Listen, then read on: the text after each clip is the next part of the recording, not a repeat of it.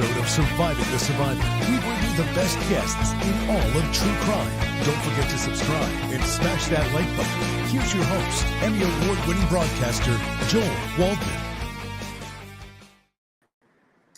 Live from New York City in Lower Manhattan, it is Surviving the Survivor at the Sean Diddy Combs trial.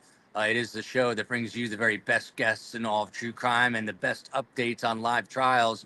And I'm about to get you caught up on all of the morning's proceedings here at federal court in Lower Manhattan as Sean Diddy Combs is essentially fighting for his life with some really horrific bad facts, as they say, being flung his way from the government star witness, Cassie Ventura, who is on the stand for the second day here, direct examination continuing.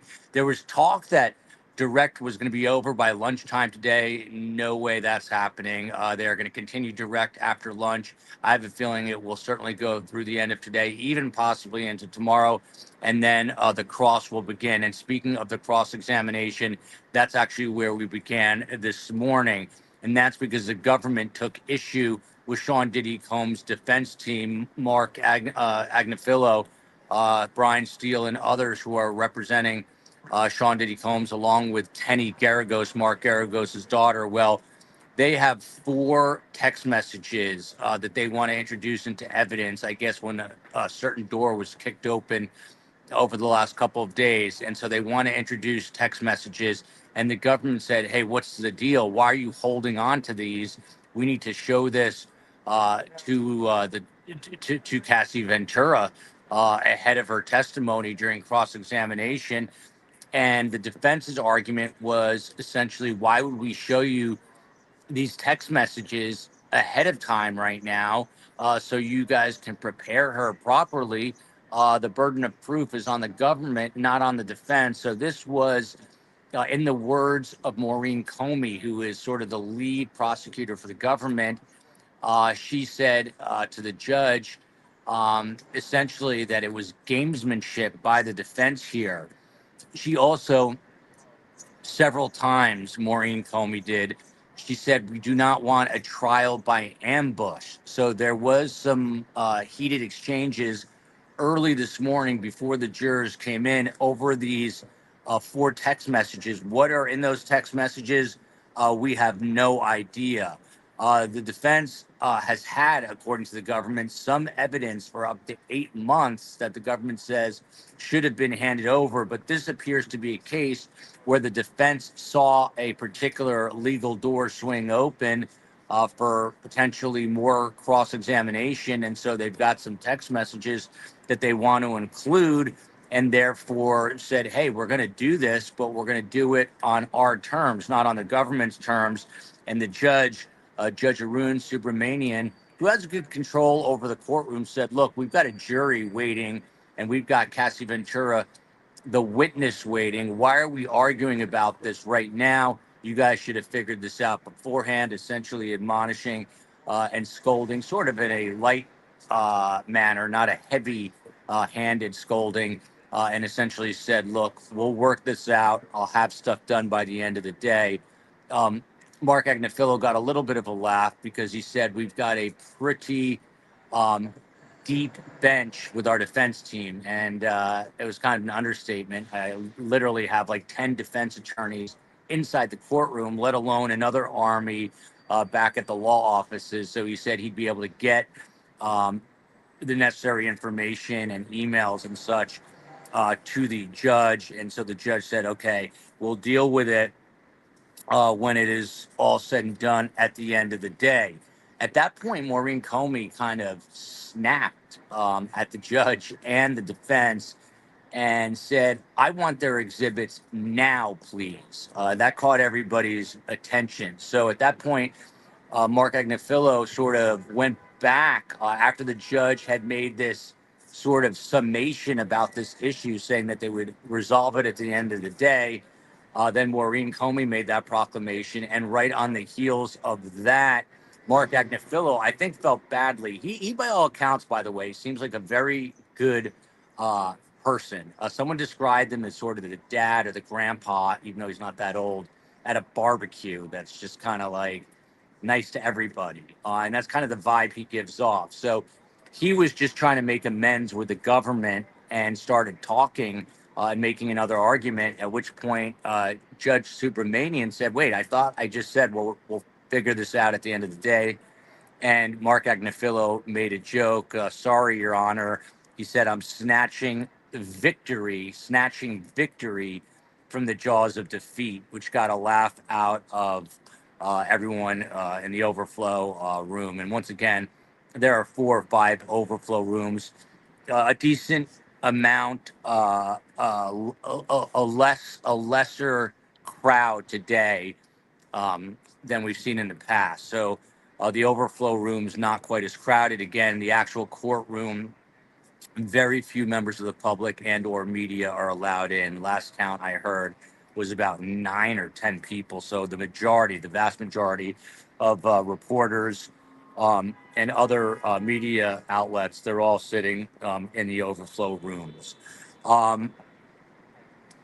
This continued on, and then finally they decided, okay, we will handle all of this. So with that said, questioning of Cassie Ventura began. But first was the entrance. You see Cassie Ventura come back in for day 2 of direct examination. She was seated once the before, I should say, she was seated before the jurors came in. When she did walk in, again, she's got a presence for sure. She was in a gray, full body, tight fitting dress with a black sweater over it and a long sleeve sweater. So a long dress, I believe a long sleeve dress with this long black sweater over it. And she, again, is very pregnant, 8.5 months pregnant. And so at one point, very early on, you could tell she was a little overheated. She took the sweater down. I think the moment too, there's a lot of adrenaline going, a lot of anticipation, and I think probably she literally and figuratively felt the heat, so took off that sweater. It was a very rainy day here in New York City, and it's expected to last through tomorrow. I think that's part of the reason we're seeing the crowds a little bit diminished, but still lines to get in. And a lot of people out and about around the courthouse. Inside the courtroom, you see there, it appears, and again, the monitor is pretty small in these overflow rooms. It looks like Sean Diddy Combs is essentially wearing almost the exact same outfit every day, maybe a shade different of color, but it looked very similar. And again, it's that oatmeal colored Mr. Rogers-esque sweater, sort of a white Oxford underneath, and seemingly similar colored pants to the sweater. He appears somewhat relaxed, just kicking back, taking it all in. And, obviously he and Cassie Ventura are at the center of all this. And again, notably, as you see here on this sketch, Sean Diddy Combs, very gray, looking like Mr. Rogers. And not Sean Diddy Combs, looking professorial, very gray, and a lot older looking than you're used to seeing him. They start the direct examination of Cassie today by handing her 2 drives. Again, we saw a drive yesterday. There's another drive that is given to her known as, that goes into evidence, and it is named the BX drive. The BX drive, I'm not exactly sure how or why they label these the way they do. First question asked of Cassie Ventura today: what aliases did you go by? This came up yesterday, but when checking into hotels with Sean Diddy Combs or in situations where she did not want her identity known, she used the alias Jackie Starr. But then she also said she would go by Veronica Bang and Anita Crawford. So Jackie Starr, Veronica Bang, Anita Crawford, all aliases that that she would use.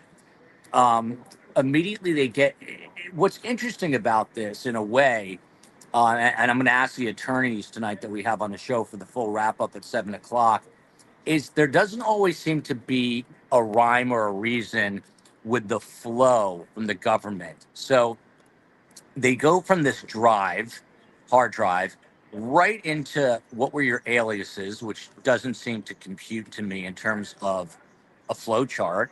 And then right after that, the government brings up Suge Knight, and they talk about how this incident with Suge Knight, I can't recall the year, late 2000, late 2007, 2008, around that time, about how Sean Combs and D-Rock, who is one of Sean Combs' employees and security guys, that they put guns on their person. In other words, holstered guns onto themselves and took off, I guess, to look for Suge Knight.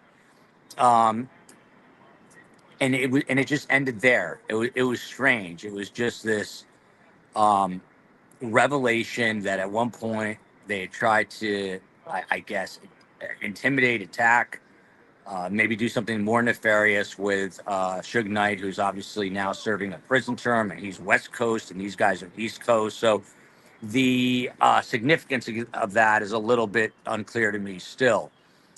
Then they get into a whole discussion, the government does, about Sean Combs making sure he would ask Cassie Ventura repeatedly to make sure that the escorts who they were hiring for these freak offs, that they were not police officers.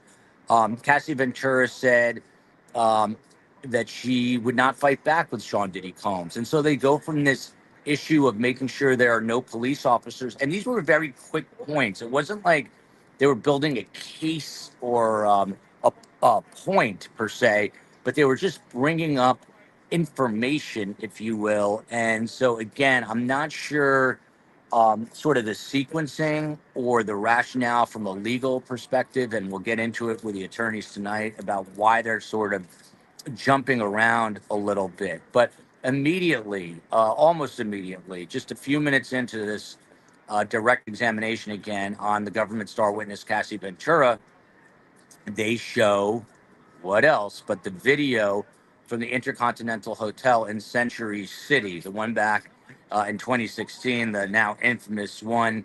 And they stop sort of frame by frame. Cassie Ventura at that point says that she used to fight back early on in their relationship, that she would if she was pushed too far, she would push back. But she said she then realized that fighting made it go from bad to worse. So she eventually just gave up on fighting. We see the video. Sean Combs in the video, and they point this out specifically this time, grabs Cassie Ventura's cell phone. And then you see sort of a little bit of a mess, and they ask Cassie Ventura, well, what happened there? And she says, he threw a vase with flowers at me. And the quote is, I remember it coming towards me, and I put my arm to protect it. It didn't actually hit me.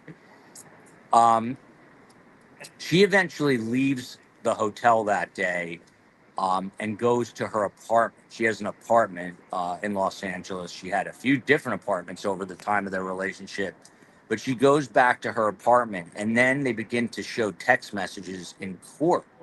And this now, keep in mind, this is after this horrific video. This is just moments, if not minutes, if not maybe an hour after this video that we've seen, after what took place there, where he drags Cassie Ventura, he kicks her, he stomps on her back.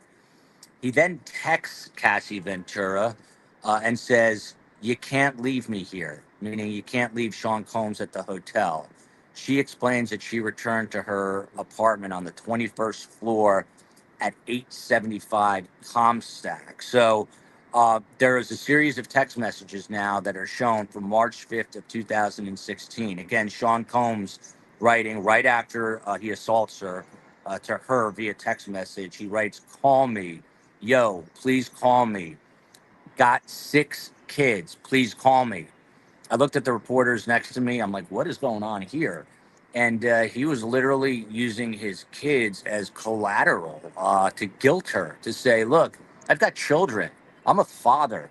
This is after this guy just beat and kicked this woman. It was tough to stomach, tough to listen to. And by the way, when we just got into the elevator just now, Lisa Bloom, who represented clients in the Bill Cosby case, she's representing clients here.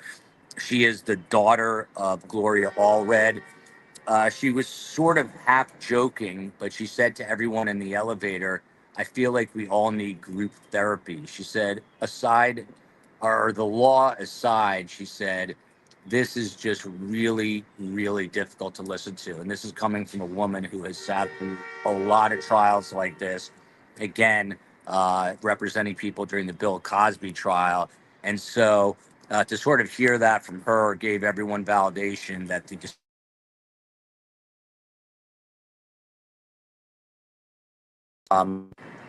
I popped back up this time, getting a phone call on the Fisher Price equipment, but I am back and good to go. Again, he texts her repeatedly after this assault at the Intercontinental. He says, please call. I'm surrounded. Uh, do it for my kids, is basically what he says. Cassie Ventura, who's always looking out for him, even in the worst of times, texts him and says, please put a robe on. Because if you'll recall from that video, he's in a towel marching around the hotel. And even in that moment of horror and despair and getting beaten by Sean Combs, she's still looking out for him. She doesn't want to get him in trouble for prancing around a hotel in a towel. So in the midst of all this, she's saying, hey, put a robe on. Sean Combs, we heard yesterday, he's very obsessive. He doesn't stop. And so he texted again. He says, call me now.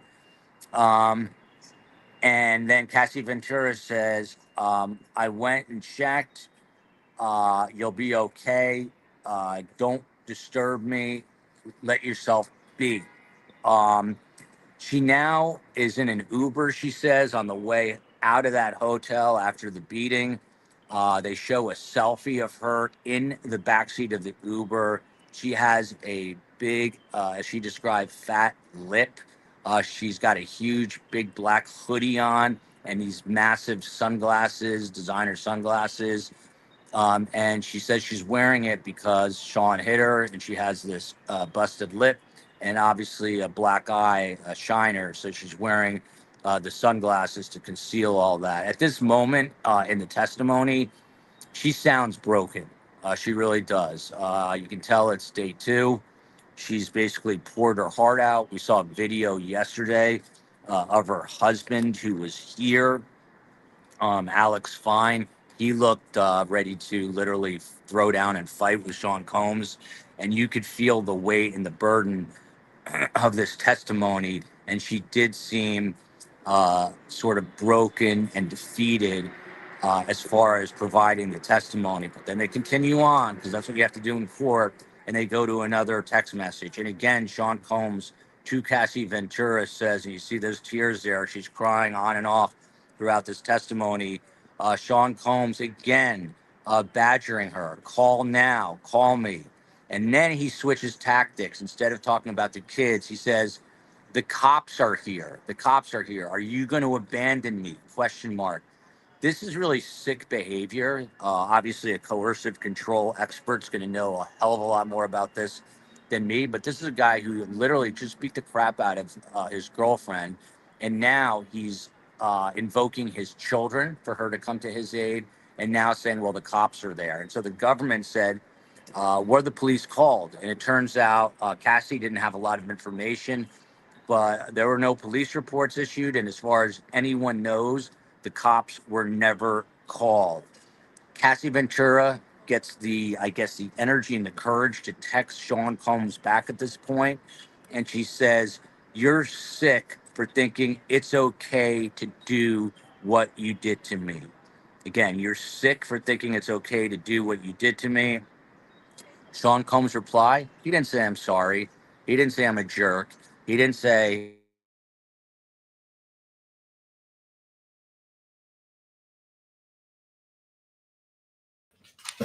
Hi, everyone. Let's just take a moment to hit that subscribe button and hit like. Joel is going to be with us momentarily. His phone is probably getting a phone call right now, and he has not turned it on Do Not Disturb because he is getting some updates from other people. oh, there we go. And we're back. So he didn't apologize. What he said, Sean Combs, at this point, after the assault at the hotel at the Intercontinental, he says, I'm gonna be arrested. Call me now, please, please. The cops never come, apparently.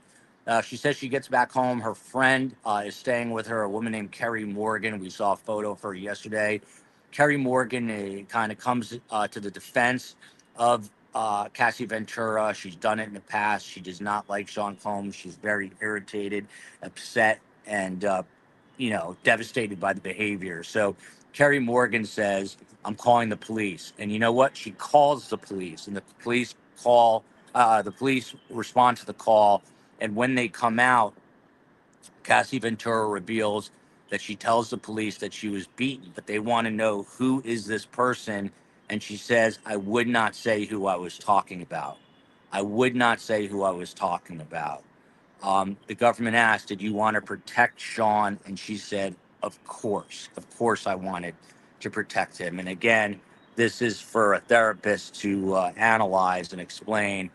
This is a woman who was literally beaten with black eyes and a busted lip and is now saying, "Yeah, I'm not going to tell the police who this is." Sean eventually shows up at the apartment the same day on the 17th floor. Um, how did she know he was coming? Sean Combs' assistant, who he used to kind of reel her back in, had contacted Cassie Ventura to tell her this, that Sean is on his way. And sure enough, he shows up. She doesn't open the door. What does he do? He starts banging and kicking the door, all kinds of commotion. She eventually escapes the apartment and goes to D-Rock's house. And D-Rock, again, is Sean Diddy Combs' employee and security. D-Rock is married. The wife would sort of console her, and she felt safe there. So she says she goes over. Now she's at D-Rock's house, and according to testimony, Sean Combs goes over there. So it shows you kind of his, from Moby Dick, this maniacal behavior that Captain Ahab had in trying to kill the whale. Here, he's got to have Cassie back. I've got to have her back. I've got to have her back. So he's doing whatever he can and knocking down doors, knocking on doors, just to get to her, to try to get to her and find out what is happening. Um, Eventually, Sean Combs has enough, and he goes home. Now, later, either that evening or the next day, it was a little unclear. And keep in mind, this is just kind of crazy, erratic behavior. But that night, I think it was that evening, it could have been the next day, but there's a movie premiere for a movie that Cassie appeared in. And now she's getting ready for the movie premiere with none other than Sean Combs.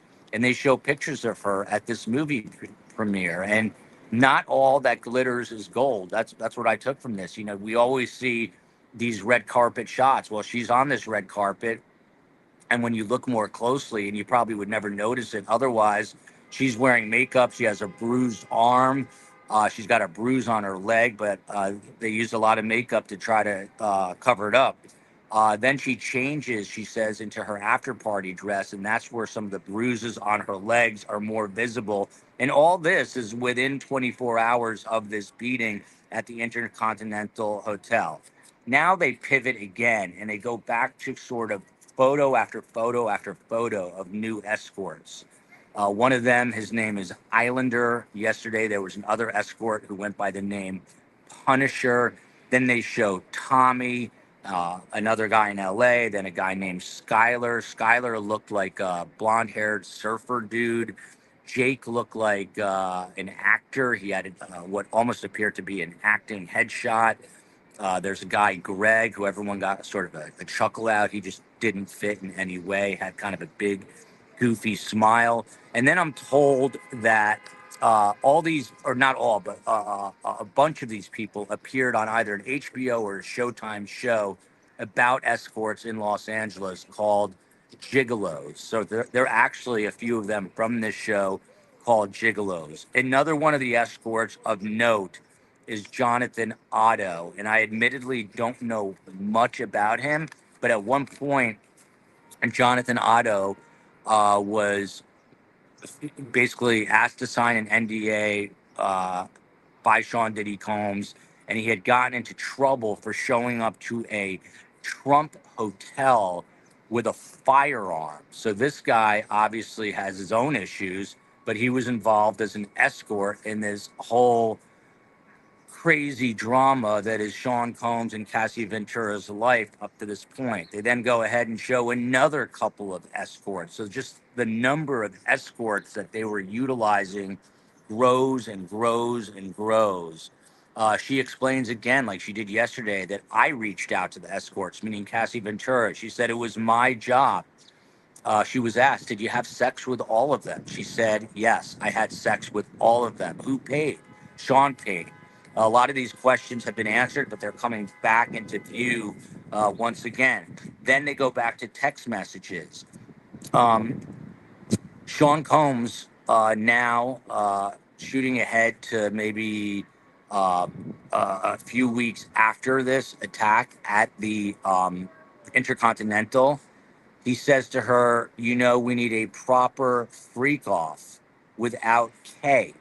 So now he's fixated. It's like he's got this obsessive personality and he's got to have another freak off. But he says, Sean Combs says, I hate K. The government asks Miss Ventura, what is K? She explains it's the drug ketamine. Um, and she said that she loved to take K because it's a dissociative drug. By the way, Cassie is very smart, very eloquent, very composed, obviously breaking down at times. But she says it puts you into what is known as a K hole. And so she could just basically float away on this drug and not be present, really not be present, at least emotionally and mentally during these freak offs. And the government is showing, of course, that she wanted no part of them.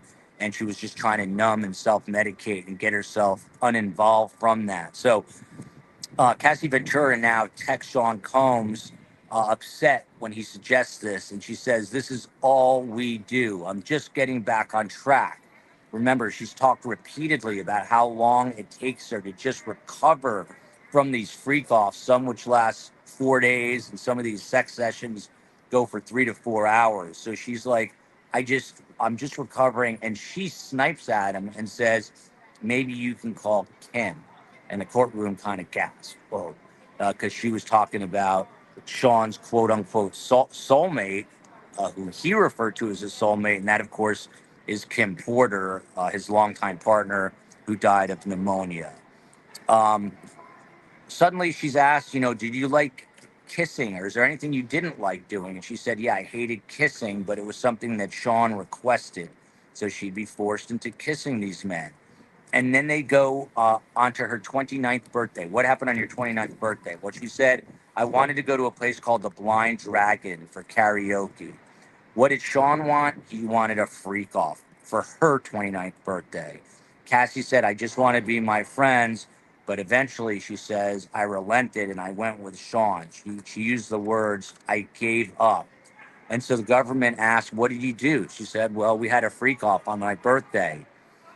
Either on the ride there or after this freak off, one or the other, Sean Combs showed her video and essentially said, I can blackmail you. He didn't use the word blackmail, but he would play the videos that he had of her on her phone to show her, I have you. I have these videos. I can put them out there. And she said that Sean Combs would often threaten her when she was upset and he wanted to, quote unquote, hurt me. She sort of made half a joke that had a lot of seriousness to it. She said, I thought I would have to answer to my mother. So she was partly terrified that these videos would be leaked because she didn't want her mom to see a potential sex video of her daughter. She said it would break her mom, that her family would be destroyed by it. She said, and I quote, it would make me look like a slut. I was so ashamed. So obviously a heavy burden on Cassie Ventura, and that's why you see her periodically, or maybe more than periodically, wiping away those tears. Moving ahead to July 22 of 2013, and the timeline jumps around quite a bit. So if you think we're going backwards instead of forwards, you are correct. The government shows another text from July 22nd of 2013. Cassie Ventura texts and says, please delete the video off of your phone. Again, it's showing concern and fear and apprehension that Sean Diddy Combs has recorded her, has a video of her at these freak offs, and has threatened to release these videos. In this moment, though, Sean Combs, who we heard and have seen, can kind of flip like a light switch. He's actually sort of nice in this moment. He says, I did delete the videos yesterday. He says, we took them off the cloud, and then just simply says, I just took my Ambien, it's kicking in, and I'm going to bed. I got to tell you, at one point I turned to a friend of mine in the gallery where we were talking, and I was like, man, it sounds absolutely exhausting to be an A-list celebrity. I mean, it's relentless. It doesn't stop. I mean, they're going and going and going. And this, as you'll see, continues. So another text message comes up from March of 2019. So scooting ahead now, March 9th of 2019. Cassie Ventura suddenly texts Sean Combs saying, in a panic, in a hurry, and she says, I need you to call me ASAP. Sean Combs responds, I just called you back. Cassie Ventura says, uh, I'm worried. Sean says, what's going on? And she explains to him that she has gotten word from somebody, a person, we don't know who this is, or I don't, named Suchid. Suchid. This person informs her that there's a sexually explicit video that either is released or is about to be released of Cassie Ventura. Sean Combs immediately responds and says, girl, need you to get info. Need you to get info. He's worried now because he's associated with this, and he's not in control, and he's wondering, who is this guy? Who is this person that could put this video out? Will it ruin my career? So he's not really thinking of Cassie Ventura. He's thinking of himself. Sean Combs texts again in a panic at this point. He says, tell him, this person Suchid, tell him this is your life and this is very serious. Um, they She works to get more information and finds out that this guy Suchid is getting the information from a DJ named Who Kid. A DJ named Who Kid. They're in New York City at this point, and Sean Combs says, "Do not let Suchid out of your sight." WTF? What the you know what? So Sean Combs immediately says, where's my security team? He gets a security team. He has Cassie bring this guy, Suchid, with him and the DJ Who Kid, and they have them meet at a restaurant. And she describes the scene that they're sitting at a table, and Sean Combs' security detail, a lot of them, are on the perimeter of the restaurant. So this is straight out of Goodfellas, straight out of The Godfather. I mean, this is a mob setting. You're in a restaurant. You're trying to get information from whoever these quote-unquote informants are that know about this sex tape. And Sean Combs, he's not relying on law enforcement. He's not relying on police or the FBI or the NYPD. He's relying on essentially his thugs that work for him. And he's got these guys lined up to intimidate these two. And so they go through this whole scenario. All of a sudden, that line of questioning and that information just ends again. And they get back to the issue of recovering from the freak offs. And again, I turn to the person next to me and I'm like, what's going on here? There's like no real flow. They bring stuff up, the government, it seems like, and then they switch to the next thing. And we heard about recovering from freak offs, but once again, Cassie Ventura is asked to explain it. And she says that she would take opiates, that she became addicted to opiates because they would make her numb, but they gave her gastrointestinal issues. And then she went out and volunteered the information on the witness stand that all these freak offs and this frequent sex, coupled with the baby oil, the lube, and the Astroglide, sorry, Con, coupled with all that, she would get very frequent UTIs. She's asked to explain what is a UTI, a urinary tract infection. And And then as she brings this up, they bring up another text message where Sean Combs is just inquiring about her mental health. And she says, I feel okay. And he says to her, well, smile all day. It's a guy who is controlling her, abusing her, beating her. And now he says, smile all day. At this point, she says she has a lot of sores on her tongue because of oral sex. She's been providing oral sex to these escorts, these freak offs, so frequently, and I know this is difficult to listen to, by the way, that she now has literal sores in her mouth. This is a direct quote because she's asked by the government, why do you have these sores? Why do you have these UTIs so frequently? The direct quote is a lot of dicks, a lot of partying. That's the quote she gives to everyone in the courtroom, and here comes the pouring rain. Um, she says it was hell on her body. Um, a very long recovery again after the freak offs. The questions continue. She explains that she's asked to go to sex clubs now, in addition to the freak offs with Sean Diddy Combs. They go to sex clubs in New York, Las Vegas. There's a place called the Green Door she talks about, and Los Angeles. She said, I was always terrified. And Sean Diddy Combs at this point introduces her to the so-called swingers lifestyle where she could have sex with others, but at these sex clubs. And by the way, I'm not sure how Sean Combs was going into sex clubs unless he was in a special back room without being noticed, but apparently he was.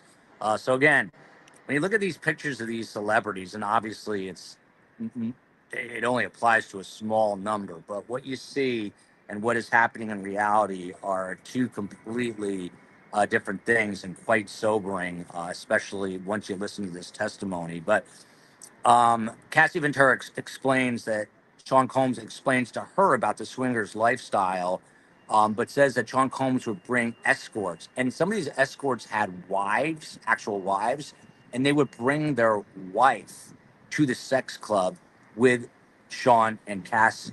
And the government asked, well, what did you do there? She said, I would have sex with Sean and I'd have sex with Jules. Jules was the primary escort, male escort, who would go with them. And so she would have sex with him and Sean. And she says, and I quote, I'm not into seeing the person that I'm in love with having sex with others. I'm not into seeing the person I'm in love with having sex with others. And at this point in the testimony, this is late morning, it's just devastating. It's beyond depressing. It's just a woman who's been beaten down physically and emotionally so many times that it's obvious she almost doesn't have any fight left in her. So that's why I think it's even more impressive that she's able to be on the stand right now and handle this direct testimony. The cross is going to be, I think, brutal for her. But Sean Combs, she said, would go from scary to playful and fun, but she at this point never wanted to be sober. 8/5/13, August 5th of 2013. They go back in time. They're back in LA now. And she explains that she has a gay friend named Deontay Nash. And she would go to a gay club with him, the Abbey, and she felt safe there because the men were gay and they weren't into her and they weren't into, sort of harassing her. And she says that they were getting ready to go to Drake's music festival called the OBO Fest in Toronto. And she's supposed to be packing, and suddenly Sean Combs shows up at the house. They're now back at Cassie's home with her friend Deontay and another woman named Mia. And suddenly Sean gets enraged that she's not packing, and he attacks her. He throws her onto the bed, and she hits the corner frame, and she's now got a busted open, horrible cut on her eye. And I've seen enough UFC fights to know that this is a pretty severe cut. She's asked, well, did you get help? Well, I didn't want to go to the ER and out Sean Combs or say who did this. So Sean had his security detail bring me to a plastic surgeon's office on a Sunday in Beverly Hills and had her sutured up. And she texts him back the photo of the eye and says, this is so you can remember. So here and there, she would muster up the courage to say, hey, you're a jerk off, basically.